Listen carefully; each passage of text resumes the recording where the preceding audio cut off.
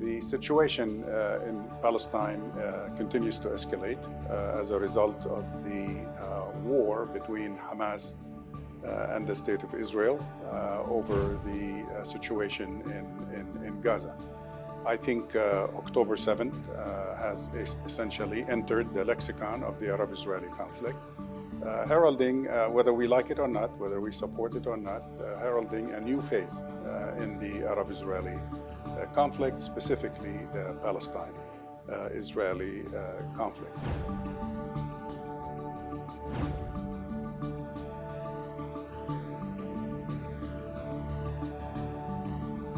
U.S. reaction to this crisis has been somewhat predictable. Knee-jerk reaction, support, undiminished support, unconditional support for Israel, giving Israel a green light to essentially engage in a war of revenge, I would call it, against civilian Palestinians mostly, because the victims, the majority of the victims thus far on the Palestinian side, tend to be civilian.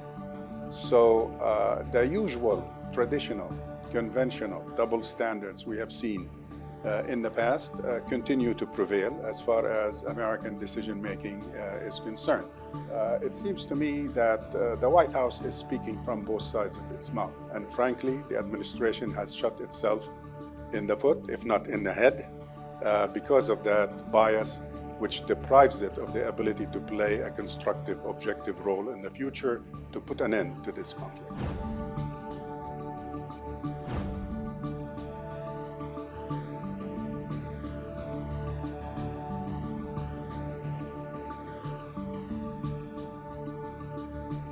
Most shocking to me is the inability of the administration to say anything at all, as we have been accustomed to in the past. Begin to call for calming down, ceasefiring, and basically look for a political alternative to the current fighting. We haven't heard this from anybody in the administration this time.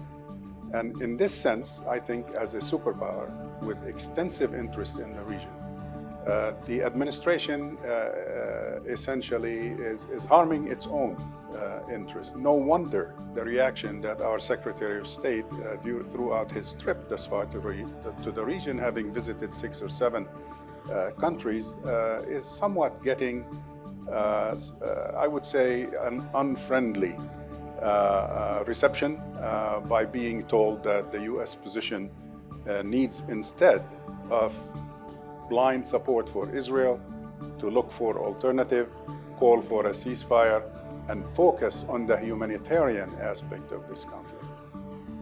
One of the most frustrating aspects of this crisis and the American response to it has been the inability of the administration to take a pause and reassess American policy in general toward Palestine, and particularly toward Gaza and the Arab-Israeli conflict. It feels that the more Arabs normalize with Israel, the softer Israel becomes and the more responsible the Israeli government. This is not borne by fact. I mean, this current war is a case in point. After all these Arab countries queuing in one right after the other to normalize with Israel, this is what the Arabs get as a reward.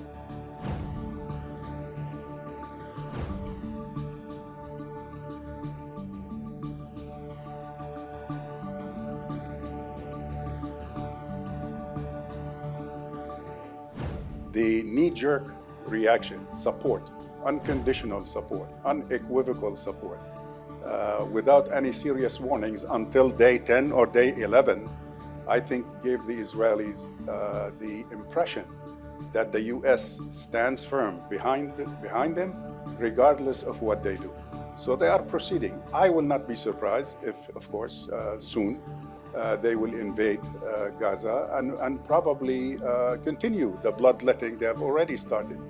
The question, morally speaking, is at what point do we stop? At what point does the administration, based on moral, if not also political and diplomatic reasons, tell the Israelis, hey, enough is enough? Is 5,000 victims on the Palestinian side with maybe 40 to 50% of them children? Is that enough to reach the revengeful attitude of the state of Israel? Or do we need more? 20,000, 30,000? I mean, what does it take? Mr. Biden needs to answer these questions at one point soon.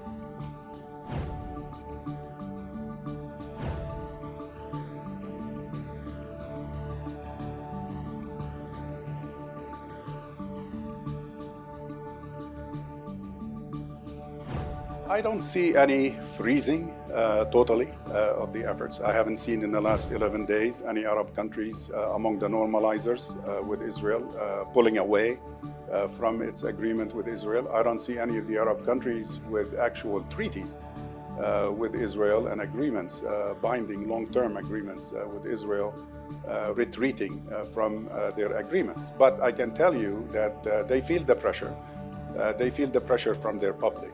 The public is unequivocal in the Arab world. When you look at an aggregate of 84% of the Arab public in the surveys that we have conducted, including 33,000 people surveyed in 14 Arab countries, 84% basically do not want their countries to recognize Israel or to normalize with Israel. And some countries even reached the 99th percentile, like Algeria and Mauritania, in this regard, exceeding even Palestine. The number is higher there. Why? Because they see essentially normalization as a reward or as a product after reaching peace, after solving the Palestine question, not a prerequisite for it, as the administration is abiding by at this point.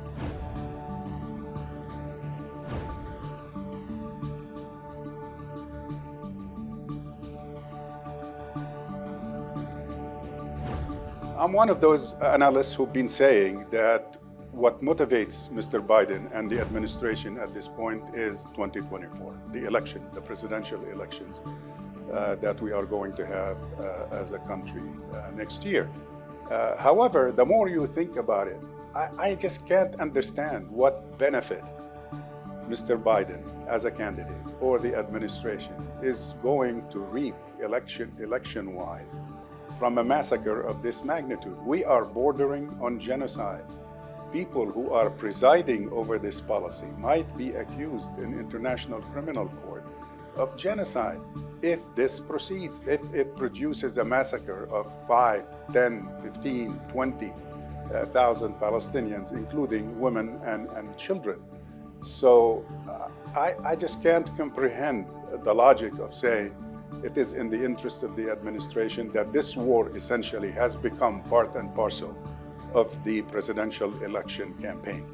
It has in the sense of propaganda. The other side, the critics of the president, definitely blame him for weakness that he has encouraged. Somehow you hear Republicans repeat some Israeli propaganda that the president is responsible for this crisis. He has been too soft on terrorism, too soft on Hamas, too soft on the Palestinians because of maybe humanitarian aid that the U.S. has sent to help civilians in the West Bank and indirectly maybe in Gaza. So the president, in a way, is sensitive to this criticism. He is on the defensive, and maybe he views his current policy of essentially supporting, trying to show that he supports the Israeli government more than anybody else, in spite of the differences he has, serious differences that he has with Netanyahu and with key members in his cabinet, that is going to come back to haunt the president in 2024.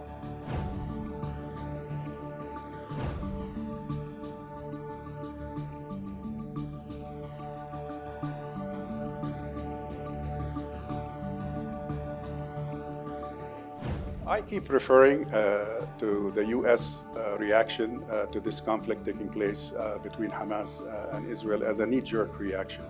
In other words, what I'm saying is the policy, the U.S. policy, the administration's policy at this time is very short-term and not well thought in terms of being well planned as a long-term position by a superpower that has extensive interests in the region. Particularly when you consider the fact that the administration's credibility in the region has been diminished for a long time, particularly among public opinion. And to diminish it further, I mean, when we talk about leaders in the third world with a single-digit support, even leaders in the United States with a single-digit support is not far-fetched these days. But to even contribute to that further, I don't think that serves the U.S. national interest. And particularly in light of the fact that there is no exit strategy. Critics keep saying Israel is going to invade Gaza, but it doesn't have an exit strategy. So what? What's after that? What are you going to do on the day after? It's easy for Israel to lord it over Gaza for a day or two, and then who's going to govern Gaza? Let's say the Israelis get in and decimate Hamas and take over Gaza. And what's going to happen next? What's going to happen down the road in the future? And the same, frankly, applies to the U.S. position. If we support and simply mimic and simply follow the Israeli diktat of that policy, what's next for us? And under normal circumstances, people in the administration, particularly this administration, keep saying Israel doesn't listen to us. Well, do you think after you give it a green light of this magnitude, Israel going to listen to us even more or better or more carefully after this totally generous, if you will, and somewhat unwise support for Israel? I think the response is not going to be very positive in the future, and it is U.S. taxpayers, it is the citizens of this country that are going to pay the price for the foolish nature of current policy in the region.